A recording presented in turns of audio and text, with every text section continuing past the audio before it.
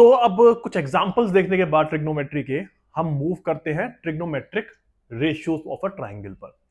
अब trigonometric ratios क्या होती हैं? ट्रिग्नोमेट्रिक रेशियोज अगर मैं बहुत ही सिंपल टर्म्स में कहूं तो किसी भी एक राइट एंगल ट्राइंगल में जो एक्यूट एंगल होता है उसका रिलेशनशिप उस ट्राइंगल की साइड्स के साथ क्या है, वो आपकी ट्रिग्नोमेट्रिक रेशियोज होती है।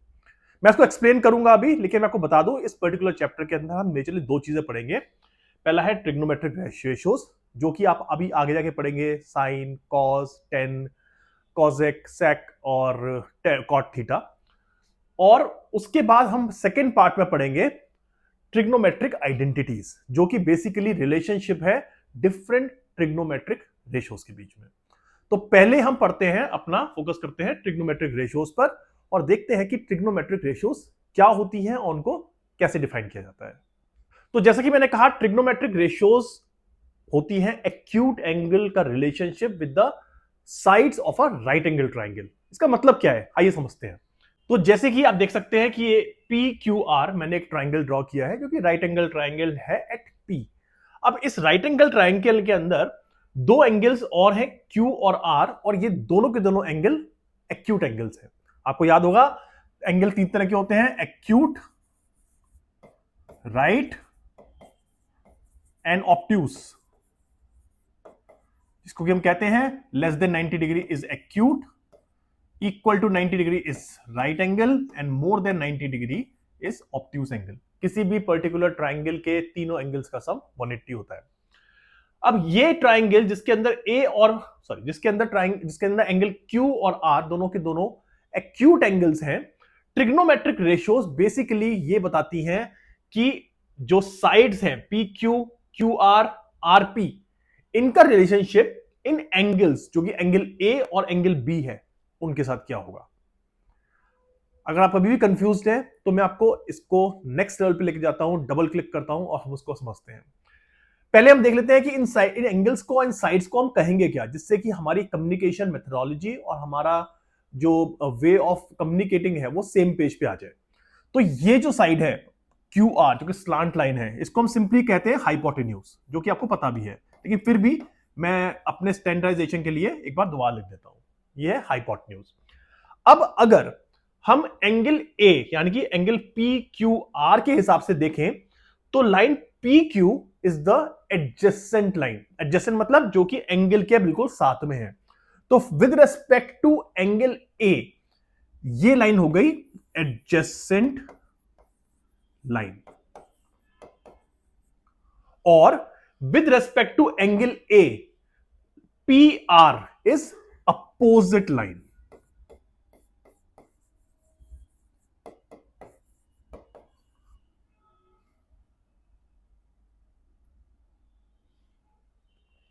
आपको समझ में आया होगा एडजेसेंट लाइन, हाइपोटेन्यूज और अपोजिट लाइन हमने किस तरह डिफाइन किया है। लेकिन अगर मैं एक दूसरा ट्राइंगल ले लूं जो कि बिल्कुल सिमिलर ट्राइंगल है, लेकिन इसके अंदर, अब मैं इसको बिल्कुल रेप्लिकेट कर लेता हूं, ये हो गया P, ये हो गया P Q R, इसको मैंने बिल्कुल मिरर कर दिया है। ये एंगल हो गया A और ये एंगल हो गया अब B। अब इस पर्टिकुलर ट्राइंगल के अंदर मैंने with respect to angle A यानी कि P Q R के correspondingly hypotenuse, adjacent line, opposite line define की थी। लेकिन अगर अब मैं इस पर्टिकुलर ट्राइंगल के अंदर, सेम ट्राइंगल के अंदर कॉरस्पॉन्डिंग टू बी एंगल के हिसाब से एडजेसेंट लाइन, अपोजिट लाइन और हाइपोटेन्यूज डिफाइन करूं, तो वो क्या होंगी? हाइपोटेन्यूज तो ऑब्वियसली हाइपोटेन्यूज रहेगी, क्योंकि वो तो एक अकेली लाइन है जो कि क्लियरली स्लांट है। हमको पता है कि 90 डिग्री के सामने वाली लाइन जो है लॉन्गेस्ट होगी और वो हमेशा हाइपोटेन्यूज रहेगी। लेकिन एंगल बी के पर्सपेक्टिव से अगर देखें तो अब पी आर वो उसकी एडजेसेंट लाइन हो जाती है। क्यों? क्योंकि ये एंगल बी के एडजेसेंट है, एंगल बी और इसके एडजेसेंट पी आर, और क्यू पी हो जाती है opposite line to angle B. तो आप समझिए कि एक्यूट एंगल ए के रेस्पेक्टिव में या उसके पर्सपेक्टिव से एडजेसेंट लाइन डिफरेंट है, जबकि एंगल बी के पर्सपेक्टिव से एडजेसेंट लाइन और अपोजिट लाइन डिफरेंट हैं। तो इसलिए मैं ये कह रहा था कि ट्रिग्नोमेट्रिक रेशियोज बेसिकली रिलेशनशिप है एक्यूट एंगल का और ट्राइंगल की लाइंस का। एंगल P का ट्रिग्नोमेट्रिक रेशियो डिफरेंट होगा क्योंकि उसकी एडजेसेंट लाइन और अपोजिट लाइन डिफरेंट है, जबकि एंगल B का ट्रिग्नोमेट्रिक रेशियो डिफरेंट होंगे क्योंकि उसकी अपोजिट लाइन और एडजेसेंट लाइन एंगल A से डिफरेंट है। अगर आपको अभी भी क्लियर नहीं हुआ है कोई बात नहीं, कोई जल्दी नहीं है हमको, मैं आपको प्रॉपरली समझाऊंगा। मैं आपको step by step concept bye concept समझा रहा हूं। आप अगर ये बात जो मैंने समझाई है इसको फॉलो कर लेते हैं, more than sufficient at this moment of time. घबराने की जरूरत नहीं है, टेंशन लेने की जरूरत नहीं है कि क्या बोल दिया, क्या पढ़ा दिया, एडजेसेंट लाइन अपोजिट लाइन समझ में नहीं आ रहा। No need to worry about it. मैं दोबारा पूरा का पूरा अच्छे से एक्सप्लेन करूंगा और मैं इंश्योर करूंगा कि आपको कोई भी डाउट ना हो। जब तक चैप्टर पूरा नहीं हो जाता तब तक आपके मन में डाउट्स हैं, इट्स ओके। चैप्टर पूरा होने के बाद अगर आपके मन में डाउट्स हैं, दैट इज नॉट ओके। तो मैं इंश्योर ये करूंगा कि चैप्टर कंप्लीट होते ही आपके मन के सारे डाउट्स अपने आप खत्म हो जाए।